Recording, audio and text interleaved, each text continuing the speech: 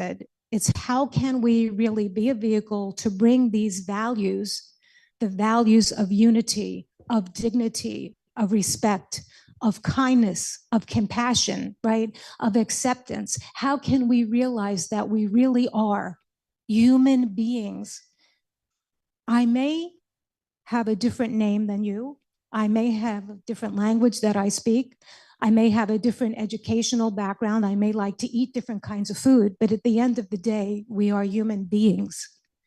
And that is something that we are so connected and that I believe we need to really tap into and understand more.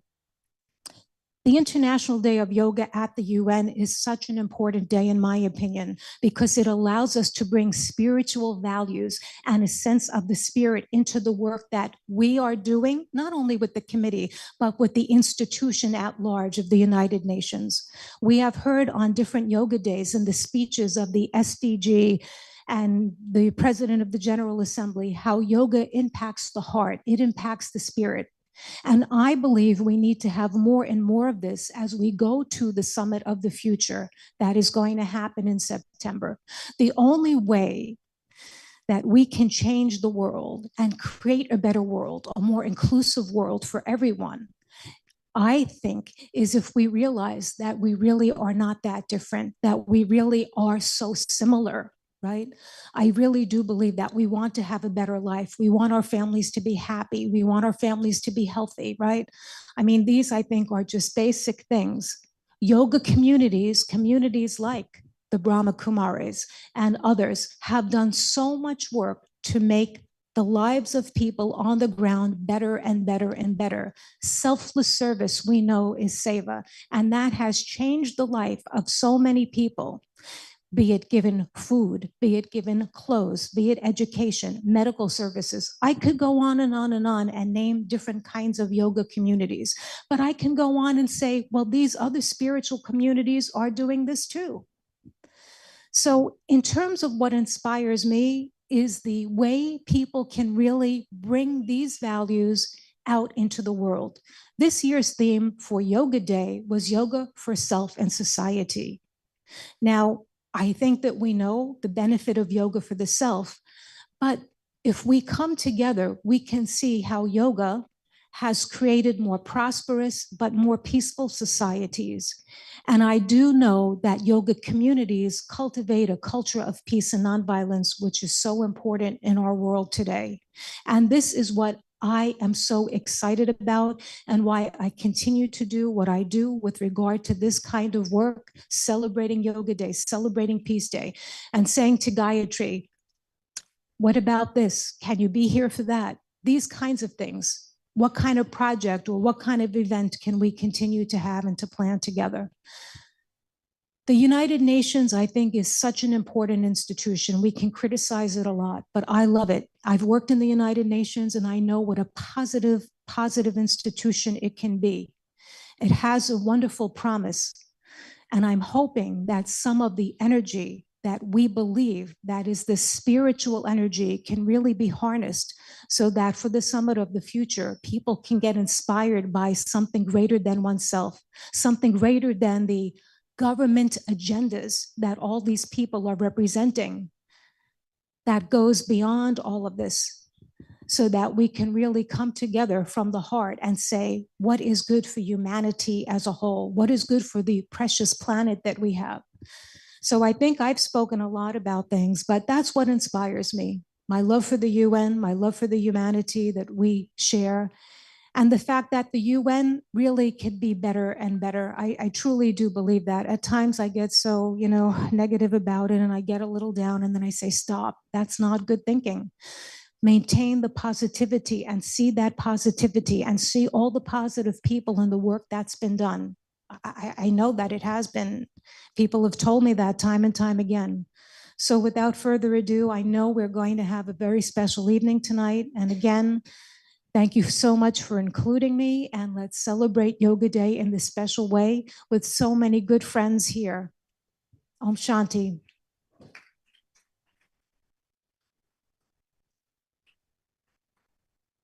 Thank you, Denise, for informing us and inspiring us and reminding us that we do need to be positive. And we have scheduled something positive for you right now.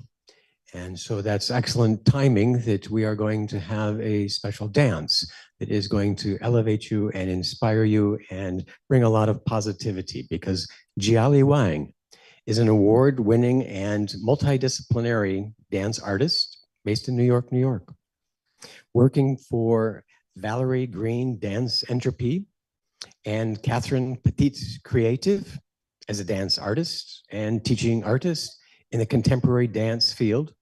Jiali has also found her dance project, 7 Midnights Physical Research, as a founder, artistic director, choreographer, and producer since 2019, in partnership with Arts on Site. Previously, she was a Chinese traditional dance artist, teaching artist, choreographer, company coordinator, stage manager, production manager, rehearsal, audition director, and project director of New York Chinese Cultural Center from 2017 to 2023, and we should have asked her to do the sound here. She has also received her BFA from Beijing Dance Academy and went on to earn her MFA in dance at SUNY and Brockport 2017, and currently she's pursuing her MA in K through 12 dance education at CUNY Hunter College. She is going to perform a dance, and I've been asked to share a little description of the name of the dance, Chinese Porcelain. This piece is a traditional Chinese fan dance. The song is called The Porcelain, which is used for her dance to present the beauty and mystery of Chinese traditional porcelain. The shape and color of the Chinese porcelain embody ancient Chinese ladies' grace and inner peace energy. It shows the softness of women and their power of love and wisdom. So I believe that there's going to be music, and Jiali, I believe you made a pact with me that you would dance on the stage and not on the bowls or off. Please.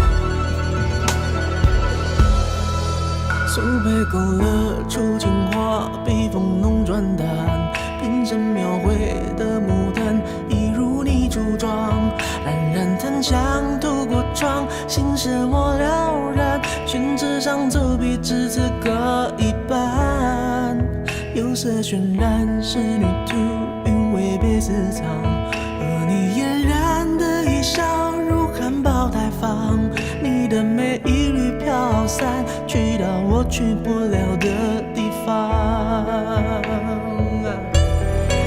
天青色的烟雨，而我在等你。炊烟袅袅升起，隔江千万里。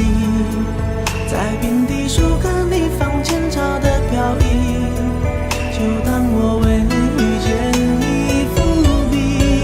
天青色的烟雨，而我在等你。月色被打捞起，晕开了结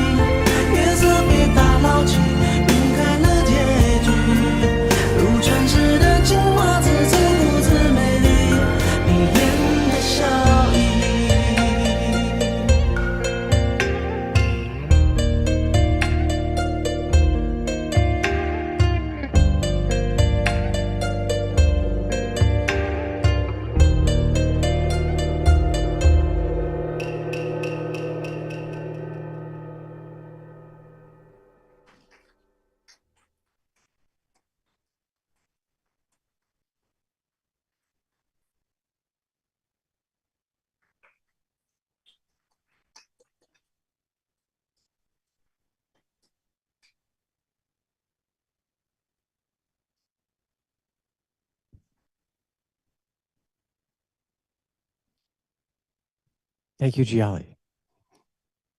That reminded me of my cup of tea that I often have in porcelain. Thank you. And I hope you are all refreshed from that, because we are going to do a little reorganization, setting up a conversation. And so you've had refreshments, you've had some tea, you've had some music, and now we're going to ask you to be present and listen, because we are going to have a conversation led by Karen Brailsford. And she is the author of the award-winning Sacred Landscapes of the Soul, Aligning with the Divine Wherever You Are. She's a licensed spiritual counselor since 2009 with the Agape International Spiritual Center, founded by Michael Bernard Beckwith.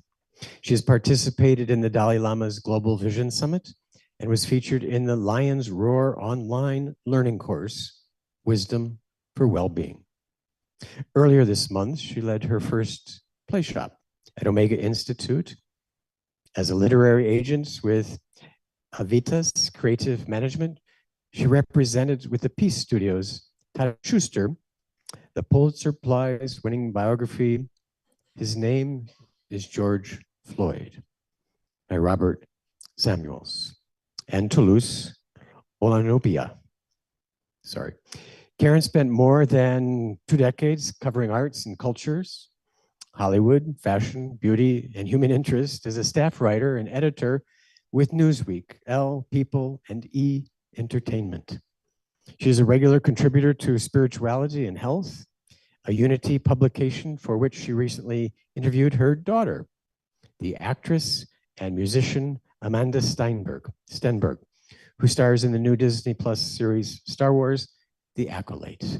And if our timing is good, that introduction coordinates with the completion of the setup. And so, Karen, would you please come and guide us into the future? I'm going to give you this microphone. Thank you so much. Thank you so very much. I'm grateful to be amongst you. I actually would love if everyone could just look at the neighbor on their left or right and just say quietly, hello. Hello, hello. We're sitting here in this vast room, and what I'm noticing is the warmth. What I'm noticing is the fact that this room, this confluence of individuals and souls will never, ever happen again. So we are here for this. We are here to reveal a truth. And so in that exchange that you just had very briefly, something magnificent happened. I'm knowing that, I'm claiming that for that moment and for this entire evening. So what I wanted to say from the top is that my soul has already been responding to this evening. Hearing Thomas West, I was in tears, the dancers, the talk. And so I'm knowing that we are in for a most dynamic conversation with 2 very special individuals. I'm really honored to be able to introduce them. So if you might want to come up to the stage and I'll talk a little bit about each one of you. So as you make your way to your seats,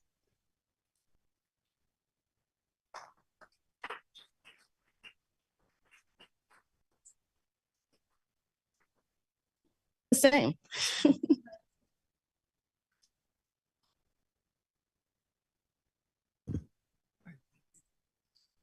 Yeah, sure. Can I just say that I know that this has been divinely orchestrated because I love orange. So I didn't even plan for these chairs to be here and to be orange. So thank you.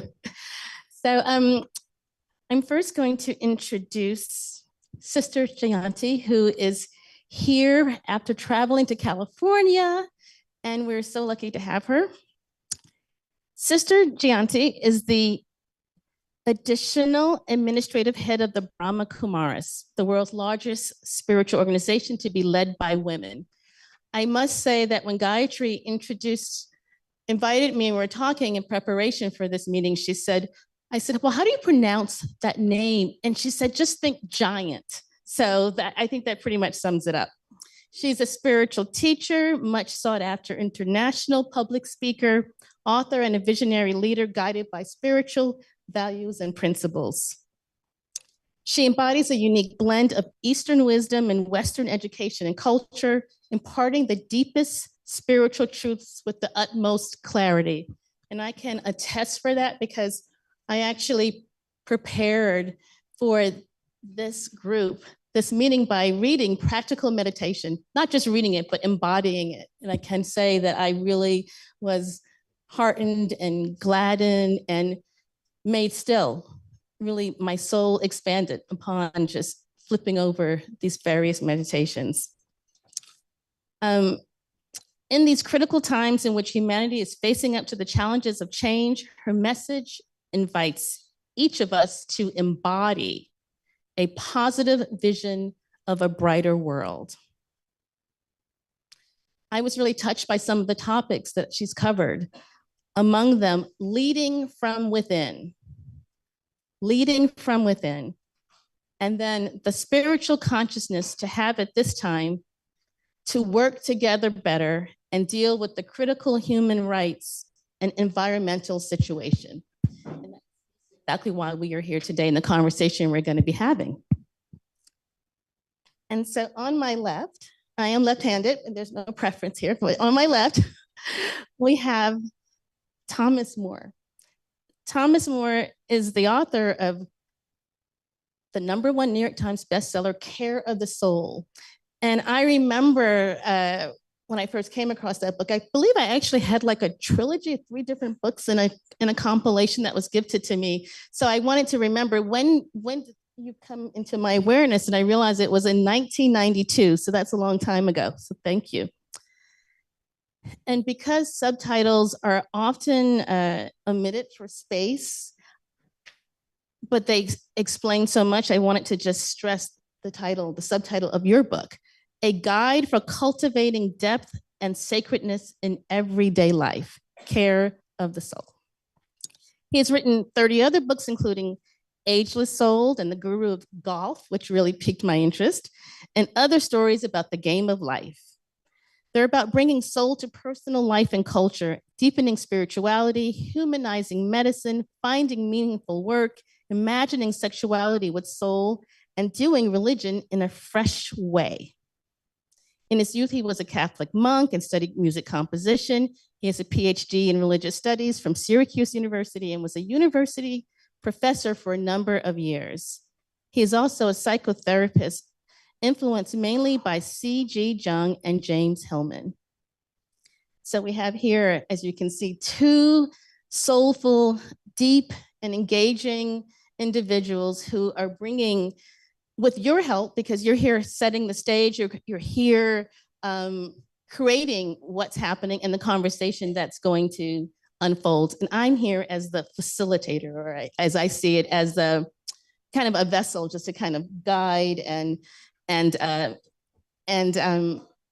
hopefully open up your hearts to what we're feeling this day, what we're thinking this day, and indeed having our souls respond to this conversation.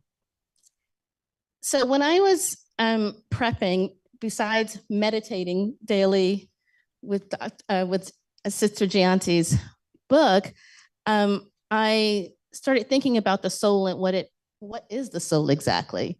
And that's kind of, it's a word that we use. We talk about the soul, we talk about the divine, but I know that it might have different connotations for different individuals. And so what came up for me is that, gosh, when I think of soul music. I was born in the 60s, I grew up in the 70s. So I think of soul music. And recently I discovered a song by a soul singer that we never really would we never associate him with political music, and that was darn, I'm blanking out on his name, but the song is called Just My Soul Responding, and the song is about Vietnam It's about poor people. And when I think of what we were talking about earlier this evening, what we saw, experienced this evening, the idea of music and the idea of art and the idea of dance really being a shortcut to that soul, being that kind of direct path. So anyway, so my first question, I suppose, or just to get the conversation going, is how do you see the soul, and what is the purpose of the soul?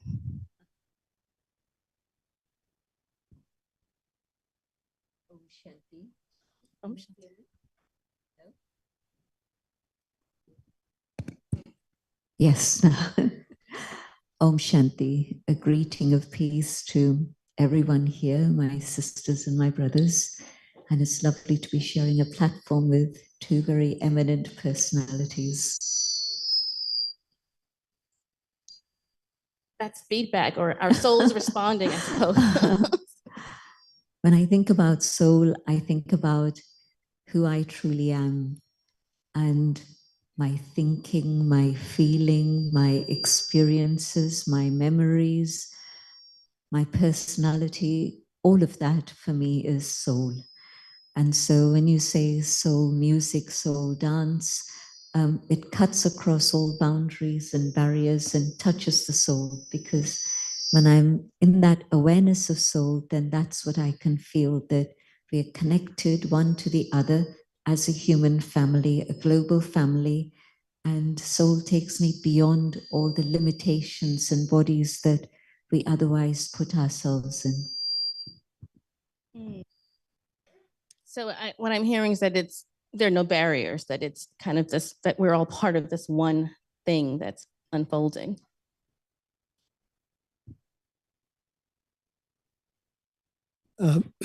My experience of soul, I've been studying and working with it all my life. And the main experience I have is as a psychotherapist, working with people deeply. What I do, I call soul therapy, because I want to go deeper than just managing life. I want to explore what's going on very deep within a person's heart and in their memory. And one of the things I've learned about soul that way is that it can't be found or even discussed very well in abstract terms. Like, you can't study it quantitatively. You don't get there. You don't see it. You can't make definitions.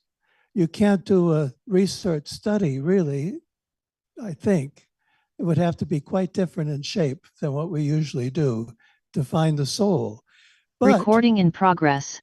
In line with what Karen was just saying, the soul can be found through poetics. I mean, through music. It's no mistake that I started out my career as a musician. And now every day I play the piano. And I consider that part of my preparation for the therapy I do. Because in order to do this work with the soul and attend to it and notice it and affect it, you need some kind of deep, mysterious form like art. Or the other form I use in my practice is dream. So almost all of my work in therapy is based on my clients' dreams. And it takes a while to be able to sit with a dream and feel comfortable with that kind of language. It's not language about what to do and what's wrong with you and what you're made of. It's language that goes beyond any kind of thought of that kind. It reaches deep, and you know what you're saying because you hear the images together. But I think that is the crucial clue about working with the soul and trying to understand it. Maybe understand is the wrong word. Appreciate it, become closer to it. The clue is to get away from definitions. I can't tell you how many interviewers have asked me over the years to define the soul. And I feel like they're giving me a final exam on a course somewhere. you can't define soul really, but you can experience it. And through that experience over time, you can begin to talk about it in a meaningful way. So that's what I start with. I would suggest that when we talk about the soul, that we don't try to define it and to pin it down, but to let it take us into a place that we haven't been before. I love that idea that it's taking us to a place, an unknown destination. And what comes up for me then is the idea that what's called forth is a curiosity. There's a curiosity. And I guess my question is, and perhaps you might want to specifically address your own background with regards to this, but specifically, what inspired you to go on this journey, to explore the soul? And then I guess part two has to do more specifically about this particular seminar, this particular conversation we're having on this day about awareness, and how do you take that inner work, that exploration, and then take it out into the world? I'm struck by the external differences, not just in terms of appearance and gender and age and so on, but also the different perspectives. And so we are covering a very large area here tonight, because I first became aware of something called the soul when I was 8 years old, because my family got into Raj Yoga meditation. And through that, I was meeting yogis and experiencing a very powerful form of love through the yogis. And then I consciously came to it when I was 18, when I was searching for the direction to take my life in, starting university, but also just wondering what my future held. Western society, the permissive society, Hindu society, traditional, a spiritual journey, I really didn't know.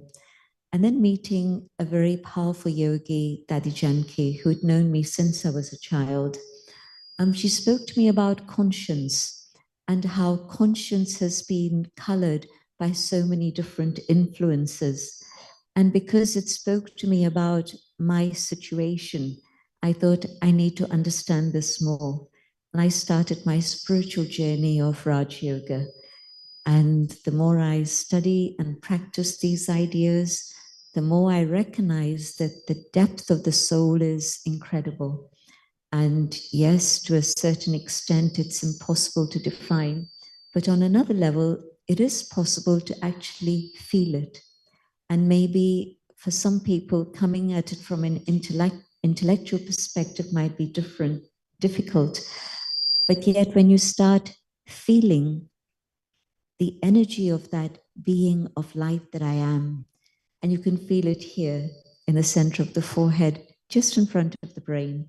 But when you actually start experiencing it, and you can sense the difference between this inner being and this physical costume, this physical vehicle that's being used to communicate and connect, that experience of my own inner identity, spiritual identity, is a very, very powerful thing. And that awareness really changed the course of my life.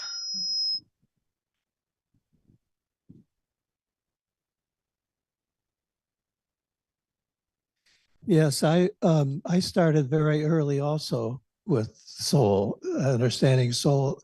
When I was 13, I left home to enter a Catholic monastery. And right away, I started hearing the word soul all the time, until I finally got into my doctoral studies, where I focused on soul to really understand it better. And that reminds me of something that I like to talk about with soul, is that I've spent a lot of time studying the soul. In spite of what I said, you can't learn it intellectually. I mean, I've studied it, and I've read Greek texts and Latin texts. I still do, to have a deeper sense of what the soul is. And it's my idea that study is a form of yoga. And that's not my idea alone. That's a tradition. It's a tradition in Western religions and in the East that study is a form of yoga. And I think it's something that has been lost. I was taught when I left to go into a monastery, one of the first things I learned was how to enjoy and love study and to make it part of life. And I still do. I work hours in a little room surrounded by books, the books I've kept for years. I've written 30 books, but they've all been commentaries on this little collection of books I have around me. I don't get new ones very often. And all of that is from the love of study. And I think that in this particular culture we have, we don't really study. I mean, we get information, which is another thing. It's not the same. Study is really a pursuit of wisdom of some kind. And it's one that's practical as well as imaginative. I don't think it's so theoretical, but it does touch your heart, and it gives you a clearer sense of what it is you're doing. And so I would suggest, I would advocate that we might think about study, which means maybe reading, which I know is a little out of vogue, but loving ideas and loving the people who have spent their lives coming up with really rich ideas over the centuries. One of my teachers, James Hillman, just said, shortly before he died, he said that when he wrote all his books and he put tons of footnotes in the books, they were not there to defend his ideas, to prove them, or say, look who I've studied, you can count on them. He said those footnotes are there to honor the people who came before me and gave their lives to come up with these insights. And he wanted to put, and I do when I do my books, following him, I have those names there as a kind of list, an honor roll list of people to respect and bring back into awareness. And certainly one of the great things we do when we are caring for the soul is to remember and honor the dead. Can I just respond? I love your definition of study, Thomas, because yes, study is yoga, definitely. And for myself also, and within our community, we all study every single day. And whatever we do at school or university or at work is part of life, of course. But the specific study is the study of the self, the study of the divine, the study of the philosophy of karma, the study of time, how time moves in cycles, not a straight linear form. So all this study every single day has been a part of my life also. And when I'm asked what keeps me going, I say it's the study of the sacred texts and being able to understand them more and more deeply. And I also find that when you read a sacred text once or hear it, you catch a little glimpse. You read it another time and another time and another time, and you're able to go into it deeper and deeper and then start applying those ideas in your life. And so study definitely is yoga, and study is definitely a lifelong factor. It doesn't stop age 20 or 25 or 30, but it's a lifelong experience. And the more you study, the more insights you gain and the more power you gain to be able to apply those understandings in your life. And so, yes, it definitely is a path of wisdom that can lead you to truth. So I definitely agree with you totally on that. So I don't know if this is yet another contradiction, because we talked about the idea of you talked about the idea of defining the soul, and yet not defining it because it's undefinable, and yet studying it.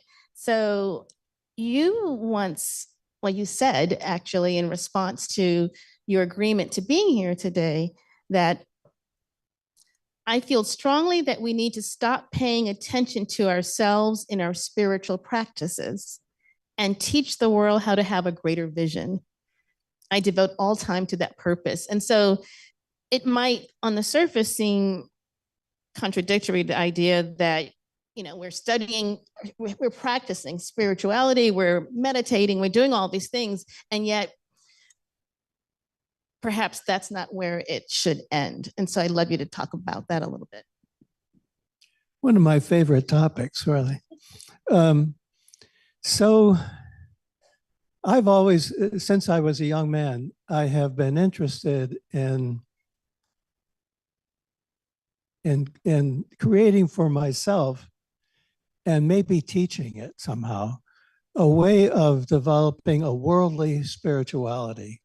What I mean is a spiritual life that is inseparable from daily, ordinary experience, and doesn't make a separation between what we do as spiritual practice and what we do as living everyday life.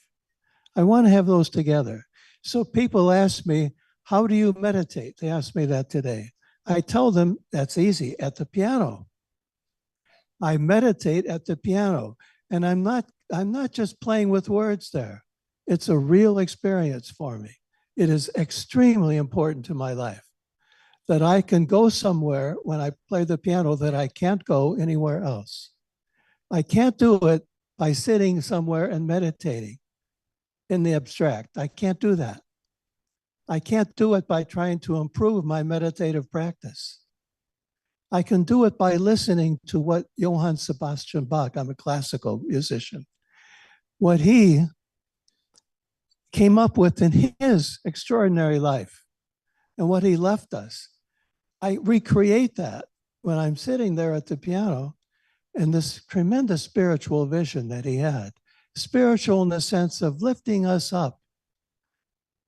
You see, I have to say this, that I make a distinction between the soul and the spirit. It's an old idea that the soul is more, it goes deep. Deep is the word associated with soul, and height is more up, the word associated with spirit. Transcendence. Listen to the language being used about spirit.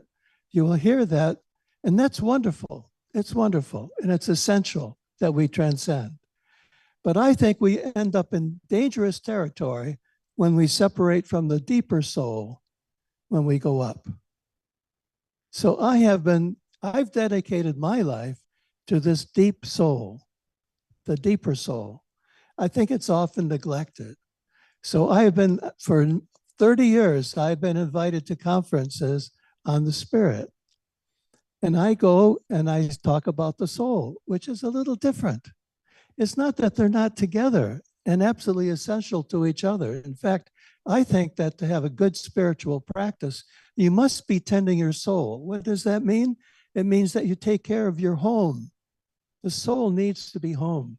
Take care of your home. Take care of your family. A lot of spiritual people wound their families in order to go after their spiritual height. They disturb their family life in order to get there. I think that's a big mistake. It sounds like sacrificing. That's not a good sacrifice, because the soul needs home and family and friends. It needs all those things that are intimate and close. And so there's such a thing as a soul practice that is equal to the spiritual practice.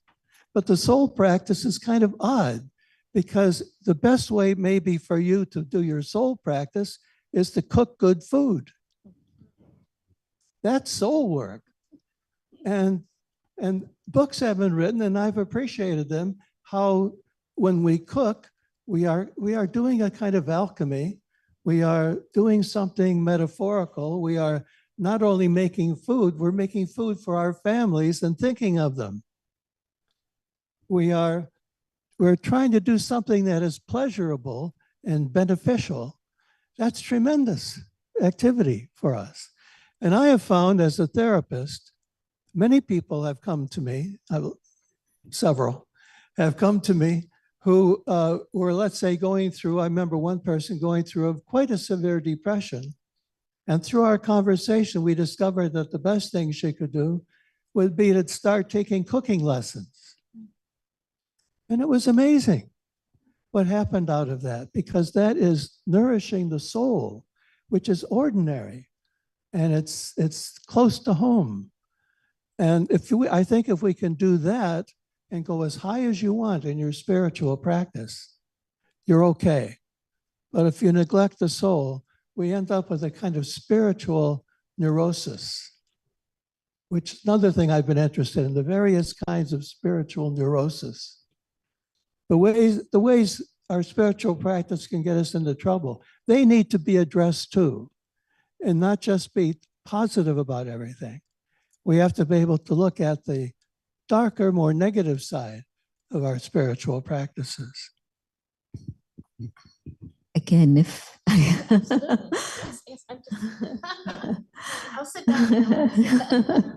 no, important. We have a word in India that describes this whole aspect of bringing soul consciousness, if I may use that term, and spirituality into our daily life. And it's called karma yoga. And it's interesting because over the last month, every single day within our study, we've been looking at different aspects of karma yoga. And so karma, action, and yoga, the consciousness, the connection. And I have to say that yoga actually means union, link. And so it describes the link of the soul with the divine. And so to be able to do karma in the awareness of my own spiritual identity, rather than just the physical form, and to be able to stay in the consciousness of the divine and to come into action with that awareness definitely changes the quality of whatever it is I'm engaged in. But also my yoga informs what I should be doing, what karma I should do, and my karma then brings me closer to the divine through my yoga. Both things work together. And so definitely the instruction that we follow is that stay in a family, look after all your responsibilities, because otherwise you're creating an extra karmic burden that you don't need. But do what you need to do to fulfill your responsibilities, but do it with a different awareness, do it with a different consciousness. Instead of just the physical eye, do it in the consciousness of the spiritual eye. And yes, we also feel that cooking is a very sacred act. And so probably at the end of the evening, you'll be given a little sweet, which has been prepared with a lot of love. Why? Because it carries vibrations. And so food is, they say that it's the easy way to someone's heart. And I think that's very true. I know that my father came a lot closer to Raj Yoga through all the good food he was receiving. And so, yes, whatever consciousness I'm cooking in, those vibrations are filled within the food. And I think in most traditions, you have sacred offerings of food. And so that's very much part of our system. And so when you share food, you're not just sharing something physical, but you're actually sharing your loving vibrations. You're sharing those highest feelings of compassion and love. And so food is an easy example to think about. But if I think about whatever action it is I'm doing and the consciousness with which I do it, that actually determines the quality of my action. Here's somebody who's presenting flowers. Now, what is the motive behind presenting flowers? Is it because they made a mistake and you're seeking your forgiveness? Is it just simply with no expectations, just pure love? You can see motivation and quality of thought behind the karma is actually then determining whether it is good karma or whether it's normal, just ordinary karma, or whether it's actually, if it's being done with a selfish motive, it might look as if it's good, but it's not really. And so the whole subject of soul consciousness is to be carried through into life. When I see you, how do I see you? Do I see you as that shining star, the light in the forehead? Or do I see you based on external form? And when I see you as that shining star and I see that goodness, then yes, I can relate to that in a very simple way, but in a very effective way also. And so to practice this is something that's important, not just to think about it for 10 minutes or half an hour every day, but to actually bring it through into my life. And I think this is going to be the way in which we can all contribute to creating a better world. Thank you. Did you want to add to that? So to go back to, our particular topic this day, you talked about creating a better world. So how exactly does your personal practice, your daily practice, listening to music, cooking, how does that all inform creating a better world? Specifically, what comes up for me is the idea of joy, the idea of inner peace, the idea of revealing, one's talents and gifts and studying. How does that inspire the world? In the state of the physical consciousness and limited consciousness, then I'm disconnected with the source of values. And why the world has become so materialistic is because we've forgotten about soul. Because it's not my hands and my feet or even my brain that carries the values that I hold. And values are the foundation of civilization. And you mentioned joy and peace. Well, these actually are the qualities that are there intrinsic within the soul. So peace and love and truth and joy and purity, these are the ingredients that the soul is made up of. It's a point of light without any physical dimension, but it just is. It's a spiritual being. But when I start coming into that awareness of the soul, then my actions are going to be filled with that connection with my own inner core values. And when I forget about the soul, that's when the opposite, the negative influences start coming in. When I'm peaceful, that's what I share through soul consciousness. When I forget soul and I come into body consciousness, physical consciousness, then it's anger that takes over, or it's irritation that may come, or it might be ego, or it might be greed. Negative forces start working on me. And of course, we've developed patterns of many wrong habits, but coming back to the awareness of the soul, I can start tapping into my own spiritual resource of those values that are there within every human being, but we've forgotten how to connect with them. And the state of the world is a direct consequence of this.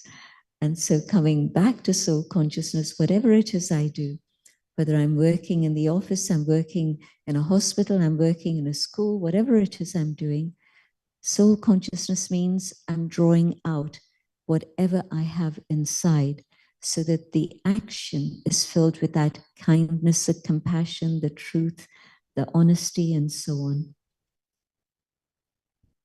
So what comes up for me then is the idea that once you are centered and feeling and really living your life authentically in terms of revealing your truth, I think of soul as being my real self, like it's really who I am, as you said, without, the fact that I have dreadlocks and I'm African American and I went to this school or that school, but the idea that this is really who I am. And so when I connect with that through music, through reading, through studying, then I get to emit that into the world. And my idea is that it's contagious, that it's infectious, that's the kind of thing that we want to share and impart. Would you agree with that? Yes, absolutely. I have learned a lot about soul from men that I've that I've been honored to be friends with over the years. Men get a bad rap. I've had a lot of good men in my life, starting with my dad, who was a very soulful person and spiritual as well. I like to keep those a little bit separate. And but I want to tell you about one, and I've written about this more than once. When I was 19 and I was in a Catholic monastic order, the plan was to send us, these students, to Ireland to study philosophy.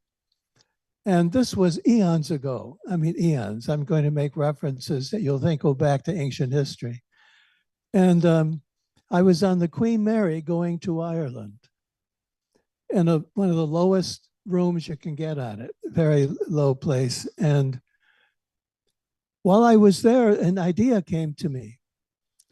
And the idea was that I should get some art, a piece of art when I'm in Ireland to bring home with me. So I have something to keep with me when I come back. I was going to be there for 2 years. So as soon as I got to Ireland, I wrote to the National Gallery in London, very prestigious center of art in Dublin, a very sophisticated city. And I wrote the public relations department and asked them if they could guide me to find a piece of art. I was a monk, I had no money, to see if I could find someone who might give me a piece of art. And I got a letter back, handwritten, beautifully handwritten letter back from the director of the gallery, which is pretty close to President of the United States in Ireland.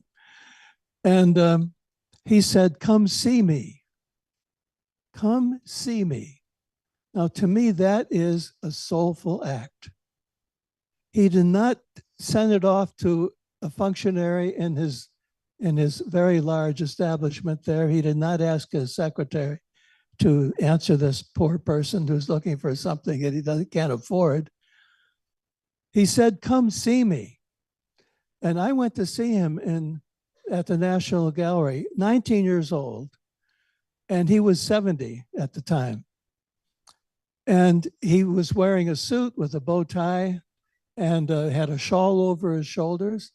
And he said, "Come into my room." And he had a little private room behind the main office with a fireplace going and a couch in front of it. He said, "Let's sit." So we sat on this couch. And he told me about his life and his friends. His friends were the great writers and artists of his time. James Joyce, Samuel Beckett, W.B. Yeats was one of his closest friends. People like that. And he instilled a love of art in me. I don't think I could have written what I've written without his influence. It's like his voice is always there too. But I just want to say to you that this is a man who took this young guy who knew nothing, was so innocent and ignorant, and took him under his wing and changed his life. Just by saying, "Come see me," instead of doing something easy. And I think that's an example of soul. That's a soulful person who can do that, who can measure the situation and do the right thing. That's a beautiful story. And it's a perfect segue into the next part of our evening, in which we have youth respondents who will impart a little bit of what they, I guess, got from this, and perhaps they have questions. But before we do that, I just want to make sure, because as a journalist, my favorite final question is there anything else that you wanted to say? Because sometimes riches come out of that somehow you didn't get to come across this evening, but you really feel compelled. If so, now is the time. I just want to say that whether I believe that there's a soul or not believe, a little experiment for you to try out is just to be quiet and still and feel that energy that's here and see where it takes you. Beautiful. And it's going to take us to our youth respondents. So we have 3 beautiful, young, shining faces in the audience, and they've been taking in everything that's been said, this conversation. And we'd love them to just share a little bit or ask a question if they want. I'm going to first call on Cecilia, who is a youth representative of the Baha'i. Yes, would you mind coming up, and then I'll give you the mic.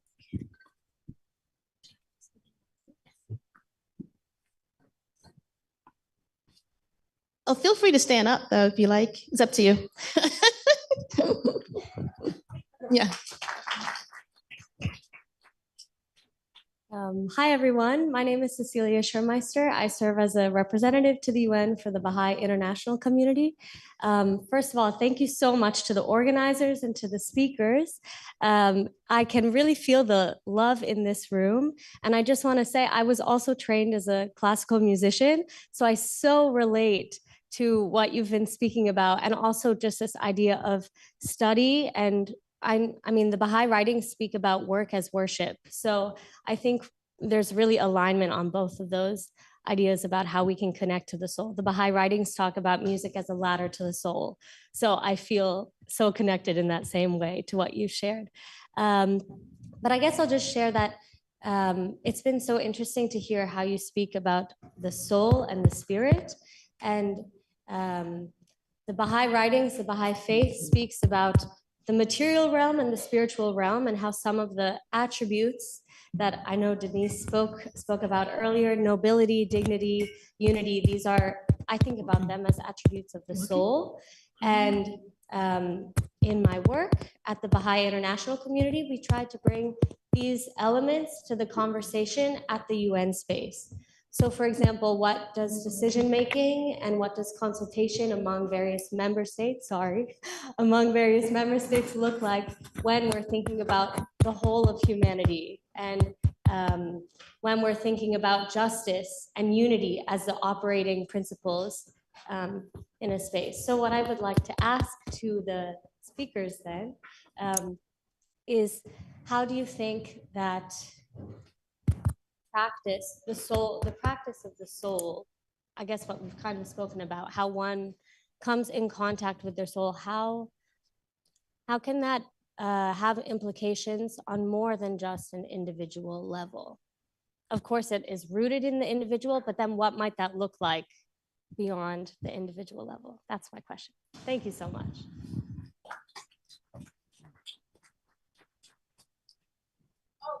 Well, you'll come next after she answers. So, When there's the awareness of soul, then you're very, very aware of the difference between justice and injustice. And generally in today's world, people are not always aware of that, because there's so much falsehood and so much exposure to media in different ways that it gets confusing what is just, what is unjust.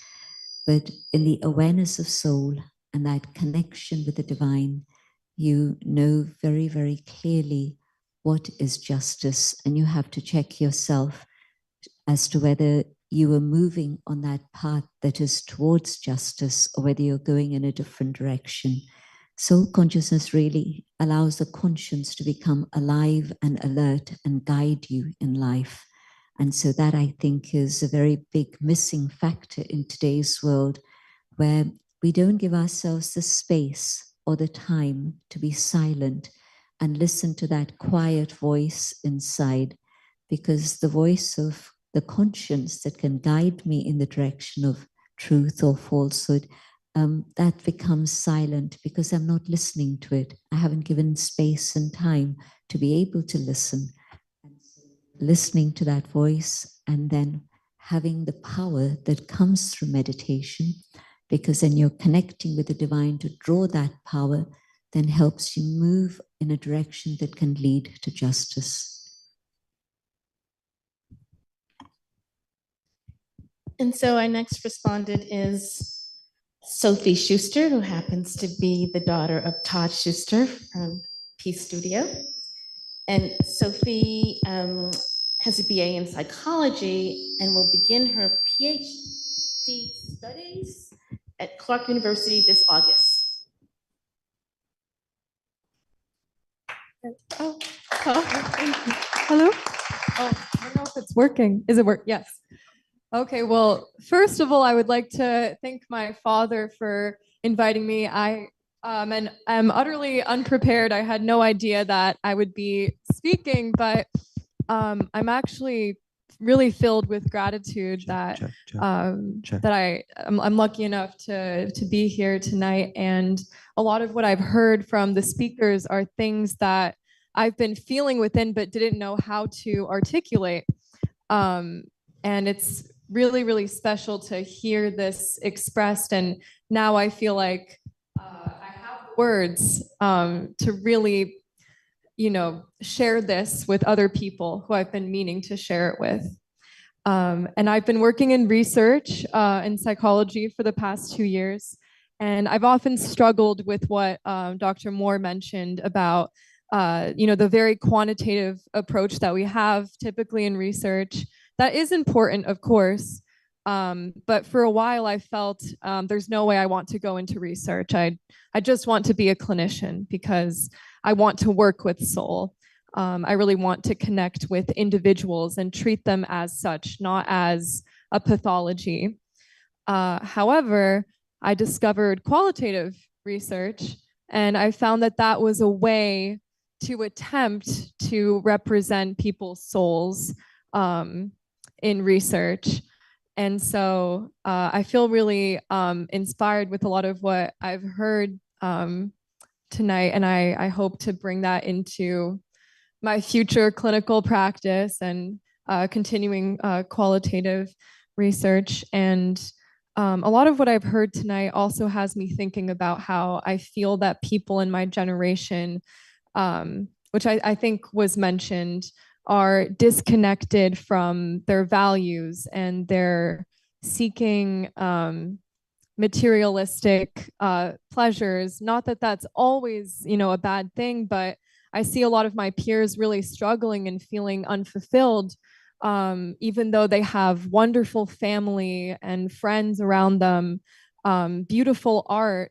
And they say things to me like, well, is this it? Or is anyone going to see this? Am I going to get enough recognition? And I think it is that loss of the appreciation for study and that the humility that comes with that. And not only study, but just feeling the divine in everyday acts like cooking, like playing music. And I feel that they need to listen to that inner voice more. So yes, I feel very inspired. Thank you so much. Thank you, Sophie. And so next we have Josh Roy, who is working as a software engineer at Two Sigma, an investment firm. Hello, just to echo the sentiments of the other two, thank you so much for having all of us here, and thank you for the great conversation.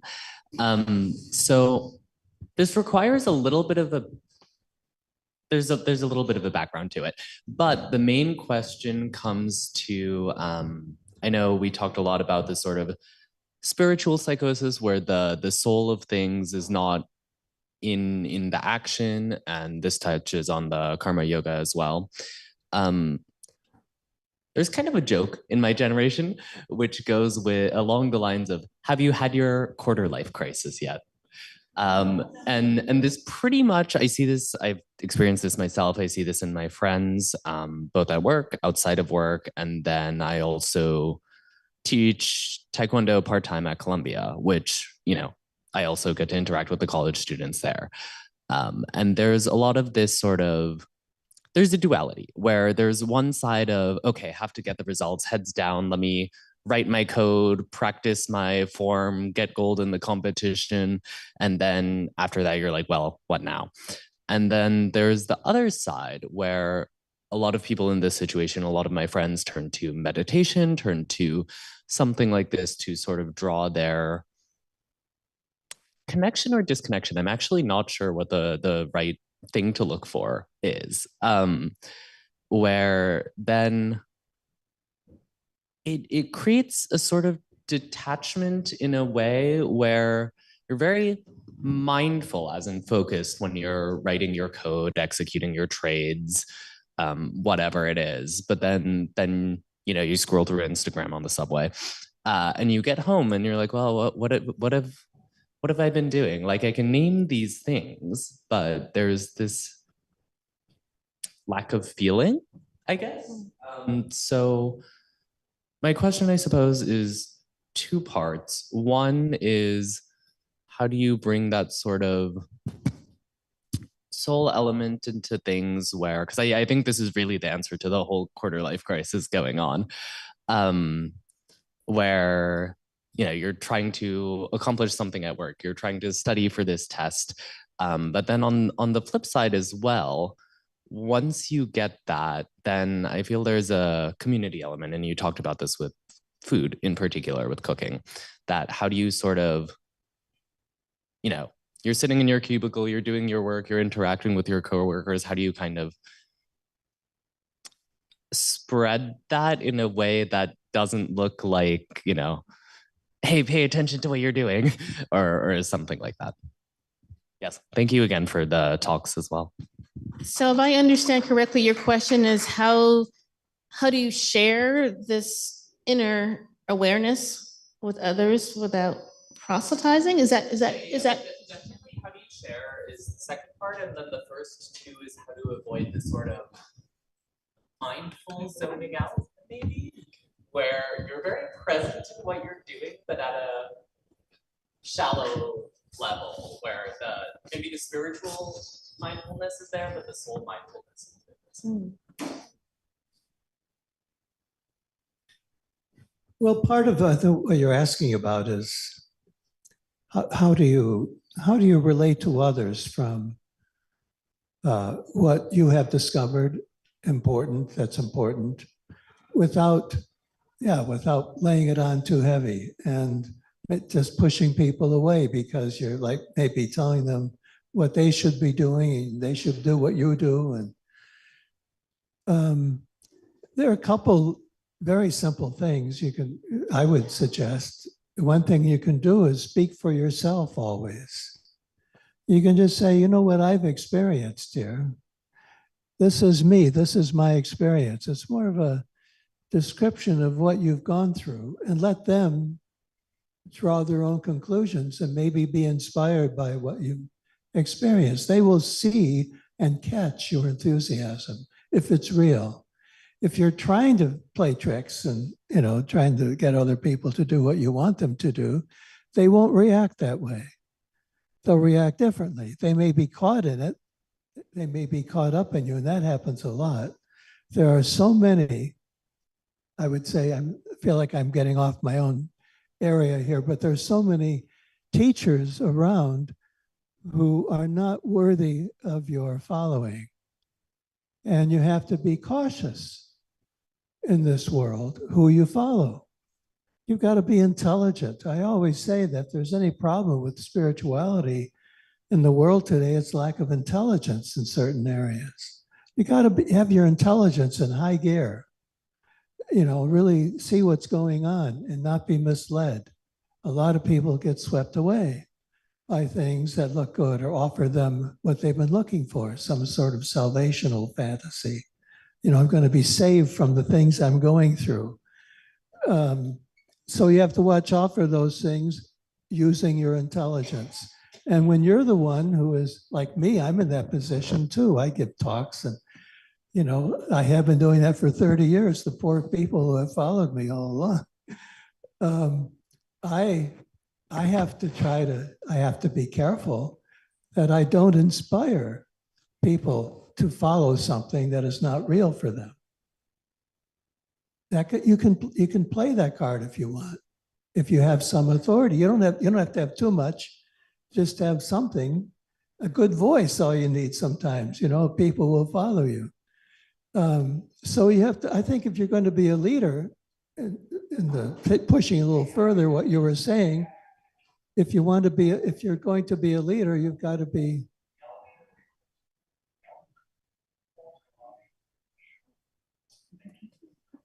Thank you.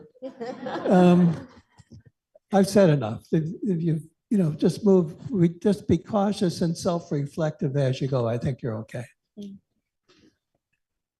I want to address the other part of your question that you mentioned when you sat down, and that was how to be fully present and be spiritually mindful. In soul consciousness, I am here, I am present, because I'm not thinking about the past, I'm not thinking about the future, but I'm thinking about what's happening right here and now. And so the detachment is not the detachment from people. The detachment is not the detachment from a situation, but the detachment is the detachment from the limits of my own physical form, so that I'm coming into that awareness of the eternal soul. I'm connected with the situation, I'm connected with you, but I'm right here without thinking of before or after. And so I think spirituality and soul consciousness actually train me to do that. Thank you so much. So we are all going to be swept away in a way, in a sense, by a beautiful closing meditation led by Sister Jayanti. So I think that Gayatri, I think that we'll move from here and go to our seats, and then we'll have our wonderful sound healer and singer. I'll read a little bit about who's coming forward. Roberta Brown, thank you so much. Roberta Brown, served as a registered nurse for over 46 years and is dedicated to mindfulness and self-care practices. So is this me doing this then? Is this my mic? And then Kristin Hoffmann is a Juilliard-trained singer, conscious musician, and producer, and she's the vocalist for the internationally acclaimed show Bella Gaia.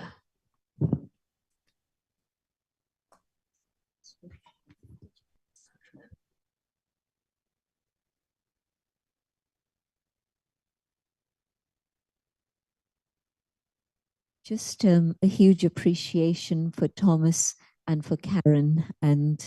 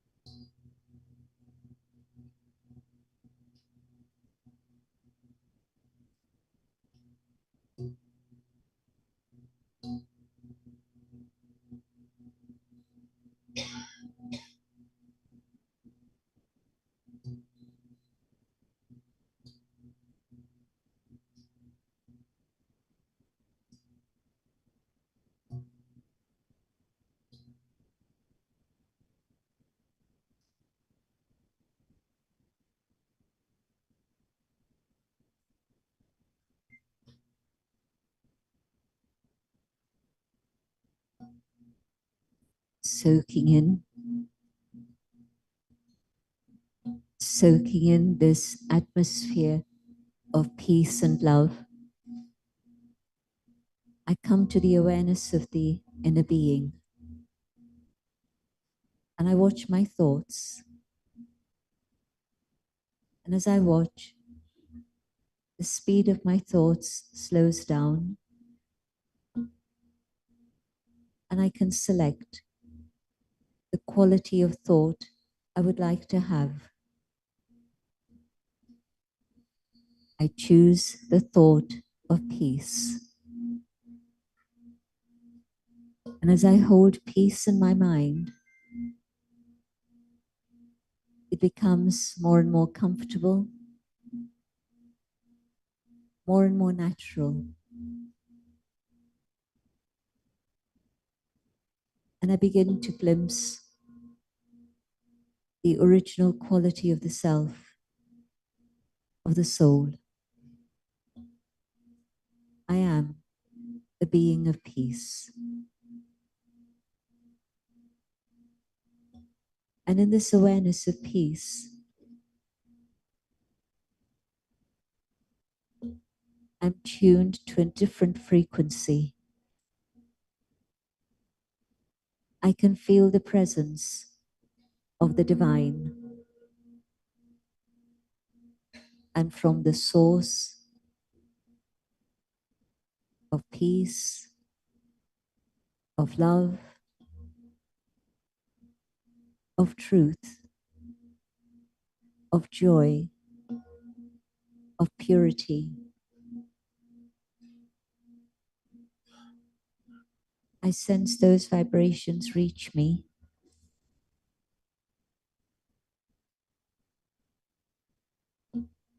And they become a part of me, so that I too realize that these are the original qualities that I carry within myself.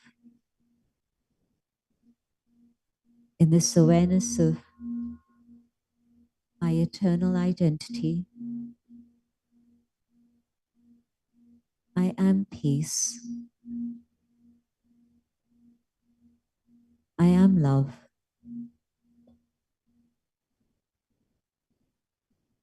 The vibrations from the source reach not only one individual, but they reach out to the entire human family.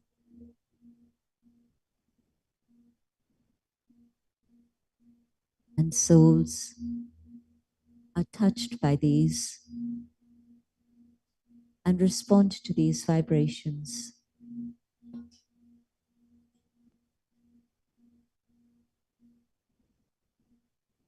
And as humanity comes together as one family,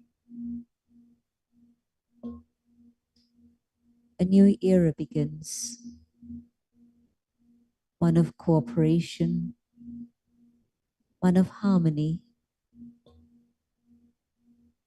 Each soul touched by peace and love, remembering the eternal relationship we share, coming together as one. These vibrations reach out to all forms of life, all living creatures.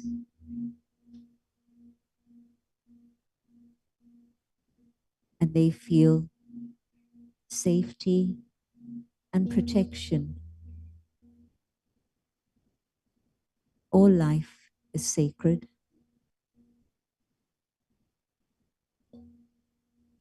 And the vibrations reach out to all the elements of matter, the elements of nature, and the power of purity, the power of peace is able to restore nature into a state of harmony again. Harmony between the elements and harmony between humans and nature.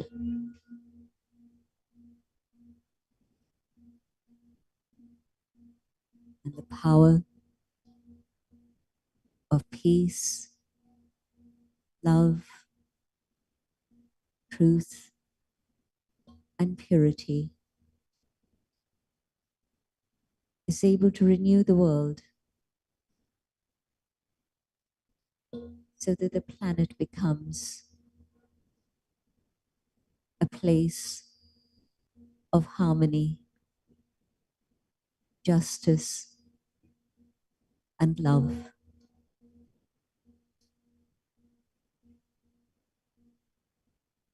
I hold this vision and this awareness, and my thoughts return to the physical dimension. But in the awareness that these are the qualities I need to stay connected with and use in my thoughts, my words, my actions, my relationships, and all connections.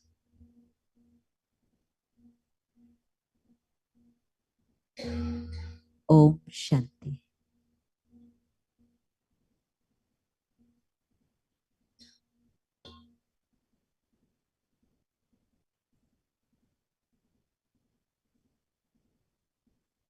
Thank you.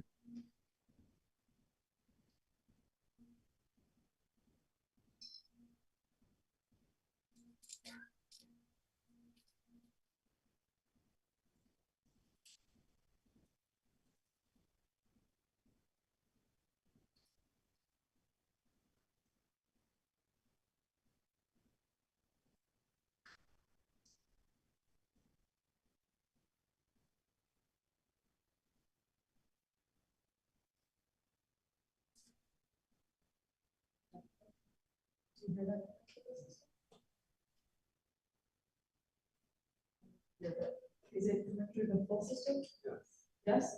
Oh, good. Oh, that was correct. Thank you.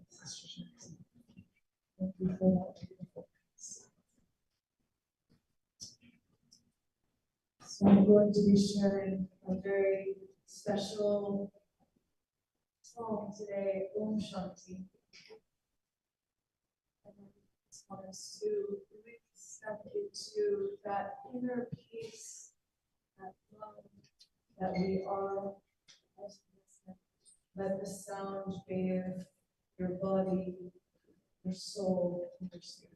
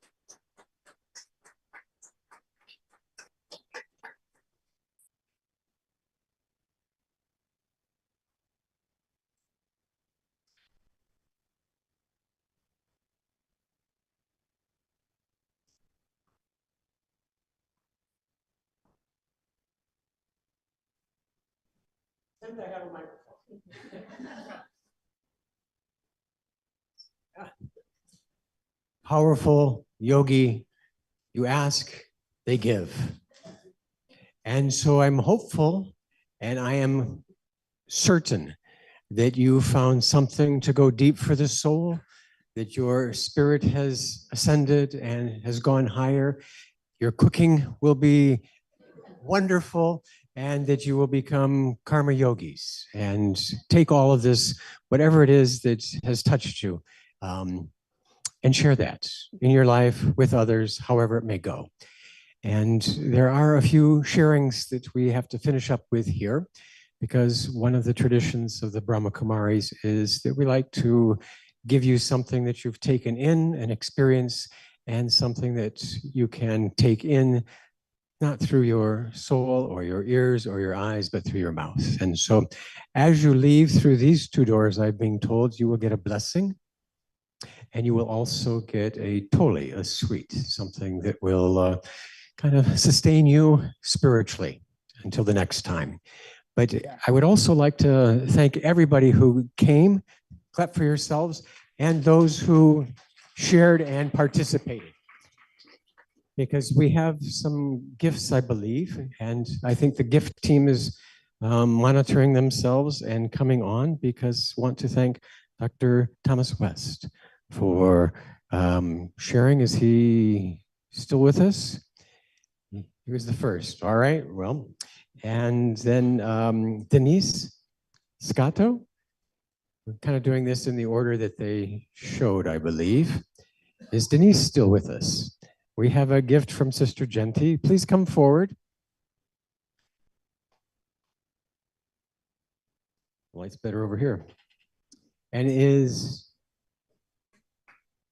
Jiali? Word?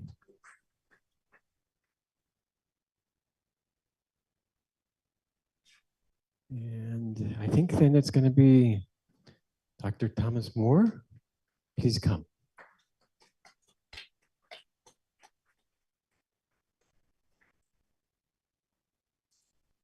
Okay.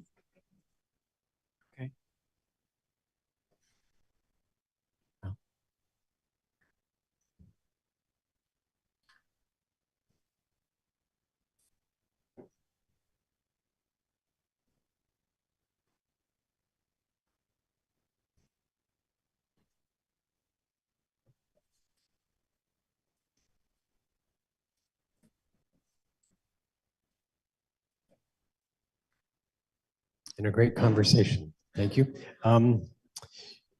Karen Brailsford? I think there's a certain process and a certain, oh, thank you.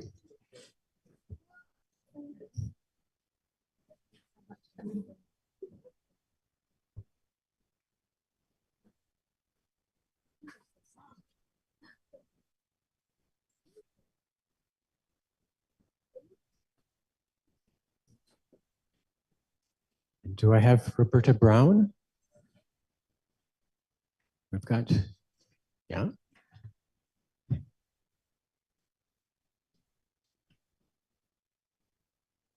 have 3? Okay. One more, no, Kristin Hoffmann took us out with Om Shanti. And because they're so patient and loving and youthful, we have our 3 respondents. And the names are somewhere. I remember Josh. Where'd they go? And Sophie.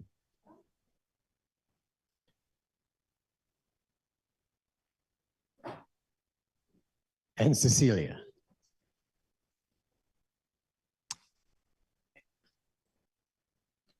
And everybody gets something, so you will get your blessing and totally. And those that were the conveners, I'm asked to appreciate and acknowledge the Brahma Kumaris, the Peace Studio, and the International Day of Yoga Committee at the United Nations.